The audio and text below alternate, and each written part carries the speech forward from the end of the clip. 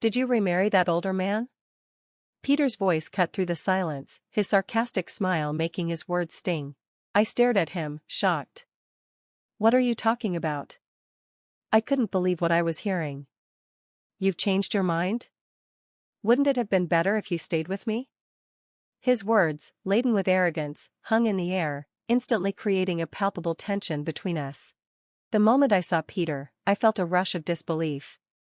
How did we end up in this situation? His complete disregard for how inappropriate his comments were only made my frustration grow. I had always been troubled by his thoughtlessness.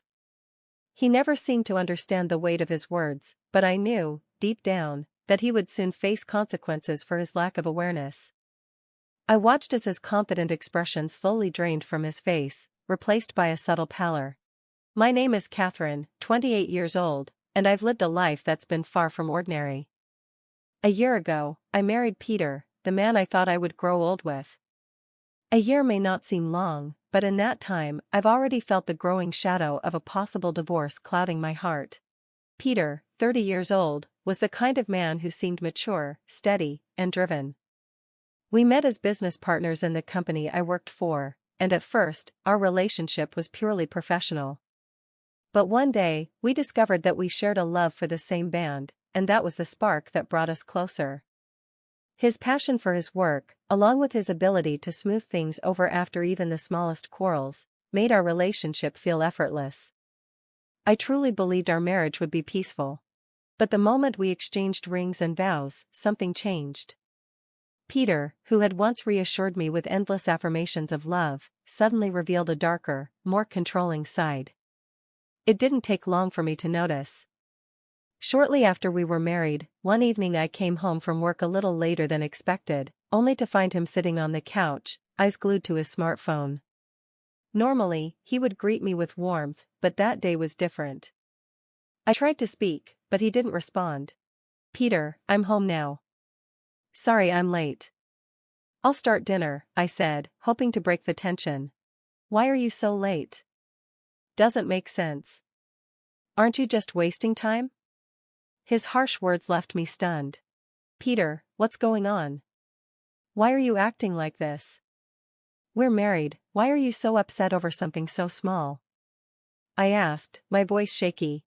Why are you always late? You're my wife, and yet you're getting home after me. Explain yourself. His words were sharp, demanding, as if I owed him an explanation for everything. I'm sorry. I had some unexpected work come up. I had to stay late, I replied, feeling defensive. Overtime, again?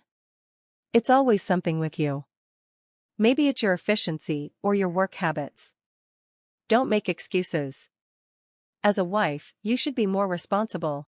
His sudden attack left me reeling. That's not true. Why are you suddenly treating me like this? Before, even when we disagreed or argued, we always found a way to resolve things calmly by the end of the day. But this was different. His words were cutting, and for the first time, they felt like a personal attack. I had never once heard him speak to me this way, and it left a deep mark. It was hard to believe that Peter's harsh words were really meant for me. Despite all the effort I had put into making dinner that night, I couldn't escape the constant complaints he leveled at me. His eyes seemed to reflect nothing but dissatisfaction. What's with this taste? It's too bland. If this is all you can make, I'll start questioning your qualifications as a wife. You should have higher standards, especially since you chose to marry me, he said, his voice dripping with contempt. From that moment on, Peter's criticisms became a daily fixture. At first, I tried to stand my ground, responding to each remark, but over time, I began to feel the weight of his anger pressing down on me. Are you talking back? I work all day, and when I get home, I still have to do the housework. Can't I expect some appreciation? Or at least have you help out once in a while? Aren't you the wife? Housework is your job, he snapped one evening, his frustration rising. I come home tired from work too, Peter. Aren't we supposed to be partners? We should be supporting each other, I tried to explain, but he cut me off. Partner? You should feel lucky to have married me in the first place. Your role is simple: just follow my instructions and do it properly. Nothing more. The man I thought I loved, the kind, caring Peter, was nowhere to be seen. The face he had shown me during our relationship might have been nothing more than a mask. Maybe this was his true face. The thought of divorce had crossed my mind more than once, but the idea felt too painful to entertain. So, I silently endured. A year passed since our wedding, and things hadn't changed. I spent my days fulfilling Peter's demands, constantly keeping up with the housework and following his every instruction. Yet, amid this oppressive routine, there was one thing that kept me going: my work. The moments I spent with my colleague, Lisa, were like a lifeline. Despite being the daughter of a high-ranking executive, Lisa never relied on her family's position. She was hardworking, and her determination was a source of peace for me. During lunch breaks, when I sat beside her and unpacked my lunch, she would often share her latest news, her smile lighting up her face. "Katherine, guess what? I finally managed to set up a date with that guy we've been talking about," she said, her excitement infectious. "Really? That's such a surprise," I responded, genuinely happy for her. "Seeing you so happy makes me glad. Honestly, it's all thanks to you, Katherine," she said with a warm smile. "You've always listened to my worries and been so patient with me." I felt a deep sense of gratitude. All I had done was listen, but knowing that my support had helped Lisa find happiness filled me with joy as well. "If you hadn't encouraged me, I honestly wouldn't have had the courage to contact him," she admitted, her voice glowing with warmth and joy. Seeing her so happy made me feel a sense of comfort and peace inside. "I'm genuinely glad to see you so happy, Lisa," I said, smiling at her. But as soon as the words left my mouth, I noticed her expression change. Her face grew serious, and a shadow of concern crossed her features. "Katherine, I'm really worried about you. Your situation with your husband, it's still tough, isn't it?" she asked gently. I realized she wasn't referring to something else, but to my ongoing struggles at home. Her concern for me was genuine, and I couldn't help but feel touched. Lisa had always known about the issues I faced with Peter, and it was comforting that she cared so much. A pang of guilt hit me for making her worry. I forced a smile, trying to reassure her. "Thank you, Lisa, but I think I've kind of gotten used to the situation now." "I don't think that's right, Katherine. Getting used to something like that, it isn't normal," Lisa responded, her voice filled with concern. "You've only been married a year. I know it might seem too soon to think about divorce, but seeing how you're handling things, I'm really worried." "Lisa, thank you so much," I said, my voice full of gratitude. "Just knowing that you care about me like this has been such a relief. I really appreciate your kindness." Though Lisa seemed unconvinced, the conversation was a brief but comforting break during the workday. I cherished these moments of peace, but I knew it wouldn't last. A month later, on Lisa's birthday, our planned lunch day, she was meeting her boyfriend in the evening. We had planned a leisurely lunch together, and I had woken up early to finish household chores before preparing for our meal. As I applied my makeup in front of the mirror, I heard Peter's voice from the other room. "Hold on, are you planning to go out today?" "Yes," I replied, trying to remain calm. "I mentioned before that today is Lisa's birthday. We're going out for lunch." "What do you mean, going out? You have duties as a housewife. Don't even think about going out on a whim." "It's not on a whim," I said, frustration creeping into my voice. "Considering I'm always busy with household chores, don't I deserve a break once in a while?" "Who do you think you are?" Peter retorted sharply. "Your role is to do as I say." Normally, in situations like this, I would usually bow my head, trying to defuse the tension, but this time, I couldn't. I never imagined that the vows we'd made, promises to cherish each other, would crumble like this. This wasn't the marriage I had envisioned. The anger and frustration I had kept bottled up for so long suddenly erupted, and for the first time, I confronted Peter. "I've reached my breaking point," I said, my voice trembling with emotion. "Why do you always have to control everything about me? I have feelings too. Why do you yell at me every single day? I'm treated unfairly, constantly scolded, and you think this is the marriage I wanted?" Peter's face twisted with annoyance. "It's because you never do anything right. It's all your fault." I couldn't hold it in anymore. "Maybe it's time we end this. Let's get a divorce." Peter froze, his face a mixture of disbelief and shock. "What are you talking about?" he stammered, struggling to comprehend my words. After a pause, he added, "Are you serious?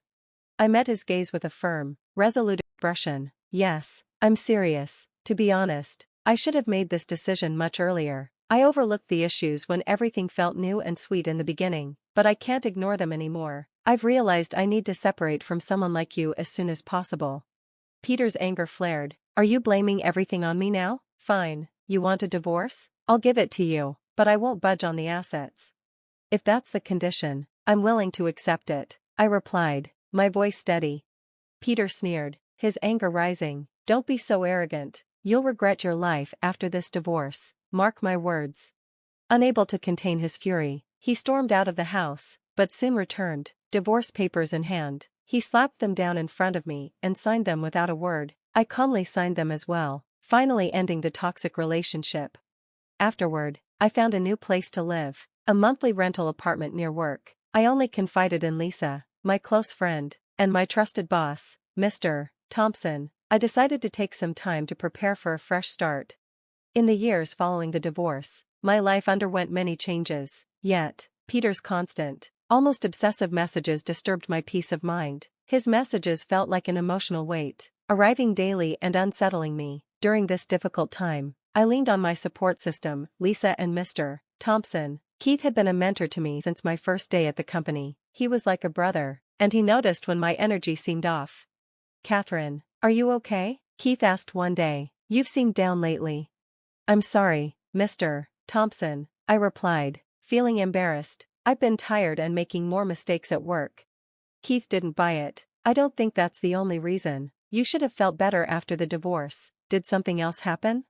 I hesitated, then admitted, it's the messages from my ex-husband. They've been ongoing and mentally taxing. You shouldn't let that bother you, Keith said. You need to ignore him, block him if necessary. Later that night, Keith took me out to a few bars. At first, we drank and talked cheerfully, but as the evening wore on, emotions I had buried deep inside me began to spill over. I broke down in tears in front of Keith, something I had never expected. From that day forward, Keith and I began talking more frequently, our friendship deepened, and before we knew it, we were in a romantic relationship. Just last month, Keith proposed, and now, the ring on my finger shines brightly as a symbol of our engagement. Though his promotion moved him to a different department, and we don't interact much at work, we found a deep connection in our personal lives. We live together now, and despite the distance at the office, there's no distance between our hearts. News of Lisa's upcoming wedding filled me with warmth. The man she had always talked about, the man she dreamed of a future with, turned out to be her groom-to-be. He worked for a company that did business with ours, and to my surprise, he worked on the same floor as my ex-husband. I knew Keith was a good man, but the realization of it stirred a sense of anxiety within me. Nevertheless, today was Lisa's special day, her time to shine, and I made the decision to cast aside those lingering doubts. On the way to the venue, I unexpectedly ran into Lisa's father, who also happened to be the CEO of our company, Mr. Johnson. Hello, Katherine, how have you been? Lisa often talks about you, he said with a warm smile. Thank you for today, and for the invitation. Is your wife already at the venue? Yes, she arrived early and should be getting ready now. I was about to head there myself. May I accompany you? I asked. We chatted casually as we made our way toward the venue.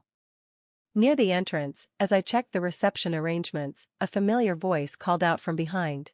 Whoa, I didn't expect to see you here, Katherine. I turned to find Peter standing there, looking surprised. Wait, Peter, why are you here? Why the surprise, he replied, raising an eyebrow. I'm a colleague of the groom, so of course, I got an invitation. I couldn't believe it. I never imagined that Lisa's new husband and my ex would work in the same company.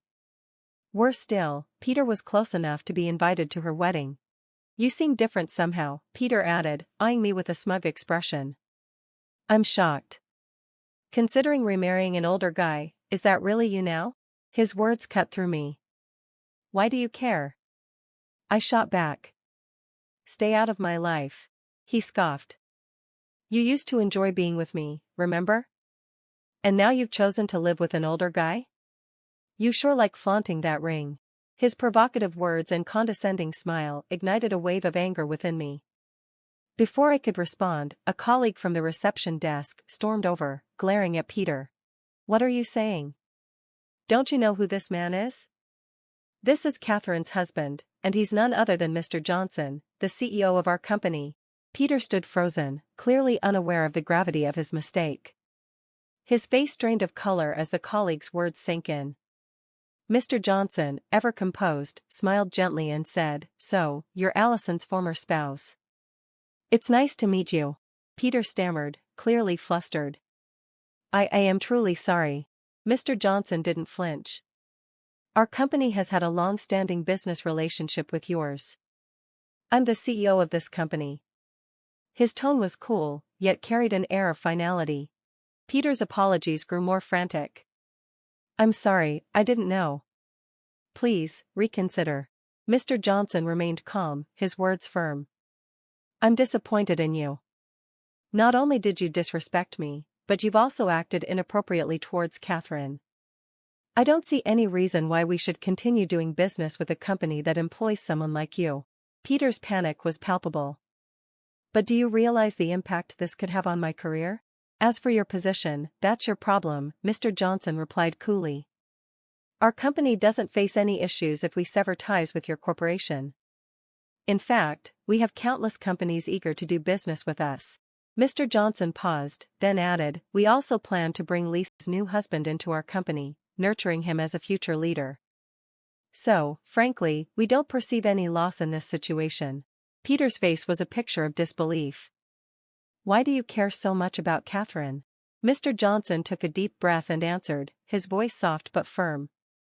"Katherine holds a special place in my heart. She has treated my daughter, Lisa, with kindness and respect, without bias.